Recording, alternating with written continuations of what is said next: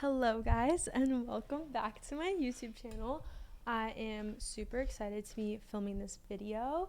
Yeah, I genuinely love YouTube and I look forward to making every single one of these videos. So, thank you guys so much for watching them and for engaging with them. It means so much to me. But yeah, for today's video, I asked you guys what you wanted to hear me talk about, and you guys said you wanted to hear me talk about not having social media for a year. And honestly, I'm really glad that you guys said so because I think that it was really important of me to do this, and I think that the lessons I learned from it are really interesting and also really helpful. So I'm super excited to share them all with you, and I really hope that it inspires you guys, and I'm just really excited to hear all of your opinions and your input on it. So yeah, let's go ahead and get on into the video. So yeah, deleting social media for me really happened platform by platform. So it's not like it happened all at once. So let's flash back to about a little bit over a year ago. So I remember when I first started talking to Alex, he actually pointed out that I would scroll on social media a lot. And I genuinely did not notice because I thought it was totally normal. And honestly, it kind of is normal for I feel like a girl my age, I'm 20, to scroll all the time, especially on TikTok, because I went from just being a college girl who was just in school and I wouldn't really do too much during the day besides hang out with my roommates, and we would all just kind of sit on the couch and scroll on TikTok literally all day long. So I thought it was totally normal, and then Alex started pointing it out to me, and I was like, maybe it's not normal. So I remember I was like, well, he says I scroll too much. Fine, I'm going to delete social media for a whole week. I'm not going to scroll at all for a whole week. Watch, I'm not going to do it. So I deleted all my social media for a week. And I remember it was so hard. I literally had such a hard time. And it really feels like you're breaking any kind of addiction. Like when people stop juuling or smoking. I mean, it's probably more extreme in those cases because it's physical. But I mean, deleting social media, it was not easy at first. And I remember every time I would get to a red light in my car, I would go on social media, but I'd have nothing to scroll on. So I'd end up just going on Spotify, and I'd just be scrolling through my songs and stuff because it was so habitual for me to be scrolling on something at all times, especially when I was at a red light. So let's get into how I actually ended up deleting it all for good, because when that week was over, I was like, wow, I did it. And I re-downloaded everything. And so then a while after that is when I actually started to delete things for good. So when it comes to Snapchat, that was the first social media that I got rid of. And I think that it's really the most pointless one because I don't know, it's just the whole Snapchat tone to me is kind of just showing off. Because why else would you need to post on your story? I feel like Snapchat offers no educational value, no real value at all. And I feel like all it really gives you is just a way to kind of show off what you're doing and kind of flex on other people, which to me, it's just not who I am. It doesn't align with my values, and it's not something that I wanted to be. So I just kind of noticed that, why else would people post on their story? It's literally just to be oh, this is what I'm doing. What are you doing?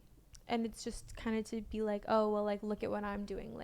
What I'm doing is better than what you're doing, type of thing. And that just doesn't sit right to me. That's just not the kind of person I want to be and the kind of values I want to have. So, yeah, I just realized it's so stupid. And it's also like you just keep going through stories and it's like all you're doing is looking at what everybody else is doing. Is that really healthy to be constantly 24/7 seeing pictures and videos of what everybody else is doing all the time? I don't think it's healthy at all. And I also think it gives you FOMO. Like, if you don't know what FOMO is, it's fear of missing out. So, like, say all your friends are at the club without you and you're like checking Snapchat. You have FOMO and you're kind of like, wow, well, I'm not there. Like, I feel badly now. And I feel like a lot of the times Snapchat gives you FOMO. So, by deleting it, you don't have to worry about getting FOMO anymore. Like, genuinely, since I have deleted Snapchat, I have not had any FOMO. Like, I don't even think about or consider like what other people are doing during the day or with their life or where they are. It doesn't occur to me. I'm totally like on my own journey, and that's really what's important to me, and I don't have to waste my time and energy thinking about what other people are doing or worrying about it or just like being consumed by it. So deleting Snapchat is a really good move, and you should definitely do that. Also, Bear is literally being crazy right now. I'm creating a collection of trash on the floor, so I'm gonna try to stay focused. But yeah, um, so that was Snapchat, and then when it comes to Instagram, so I actually didn't mean to delete my Instagram. It kind of was a mistake, and it kind of didn't happen intentionally, but it happened, and I ended up deleting my account entirely. And I just kind of realized like this was not serving me whatsoever. And I just kind of realized it was really stupid as well. Unless obviously you're using it for intentional purposes, like you're building your brand, you're becoming an influencer, like you're doing whatever. I wasn't doing those things. And so for me, it was kind of the same as Snapchat, where it's just like, oh, this is what I'm doing. This is what's going on in my life. This is me posing for all these photos to look like so happy and so perfect. And I just feel like that isn't really like, it wasn't really aligning with me at the time. And also, so what really made me want to delete it was I remember when me and Alex were in Hawaii, and I cared so much about getting Instagram photos. Like, I wanted to get a good picture everywhere we went, which, yeah, like some of it was for memories, but most of it was just because I wanted to show everyone, like, look at me, I'm in Hawaii. And I really like, I remember if I didn't get a good photo, I would be so bummed out and I would like really not feel very good. And I remember thinking to myself, I am literally in one of the most beautiful places in the world right now. I never ever thought I would be in Hawaii, and I'm really sitting here bummed out because I didn't get a good enough photo for Instagram. And I really had to sit with myself and internalize and think like, why do I feel this way? Why do I care so much about showing off to all these followers who don't even really know me personally, don't care about me, don't know who I am as a person?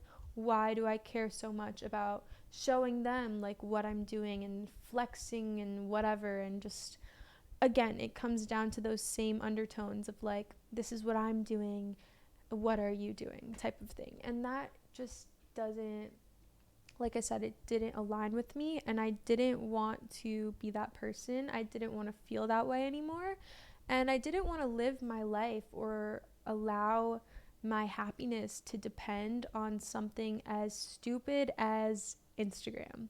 So deleting it really helped me in that aspect because I do not care at all anymore. Like, I went skiing this year, I went on like so many awesome trips. Like, I did so many amazing things, and I did not post any of it. I don't even like have an account to post it on, like personally. So by doing that, it genuinely is like the most liberating thing I've ever done, and it's really awesome because it just shows you like you really are experiencing true happiness. Because true happiness is not about wanting to brag to other people or show off what you're doing to other people or be like, look at me, like I did this, I accomplished this, I accomplished that. Yeah, like whatever, if you want to do that, but true unconditional happiness is really just about being so content with where you are and what you're doing and the progress that you've made that you don't even feel the need to show anyone. You don't even care if anybody knows because you're content enough on your own just knowing where you are and what you've done. So getting to that point feels really good and I'm really proud of myself. And I honestly think I'm like at the point where I could make an Instagram if I want to in the future, but I'm just so happy that I like got to that point. And you just have to remember that all of social media is fake. Again, it's literally all of just people's highlighted moments. So just keep that in mind and don't let it get to you. If you feel like you don't get as good of pictures or you like aren't as photogenic or whatever the case is, just don't let it bother you. Just focus on your own life.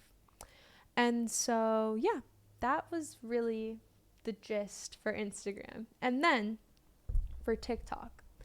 TikTok was really the hardest one for me to get rid of. And I think it's because of just, the quick dopamine hits. Like, genuinely, I wanted to delete TikTok for months because, it's so distracting and it's such a waste of time. Like, I would literally sit and scroll and scroll and scroll for just hours, and my screen time was getting so high.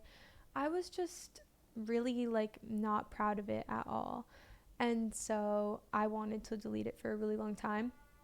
And I finally did it because I just couldn't take the scrolling anymore, honestly. And I remember like every morning when I would wake up, my thumb would go straight to TikTok. Like literally my brain would go straight to like open TikTok. And I had to stop myself in the morning. And I remember having to literally put limits on my phone. Didn't work. I would still end up scrolling. I remember trying to like unfollow people.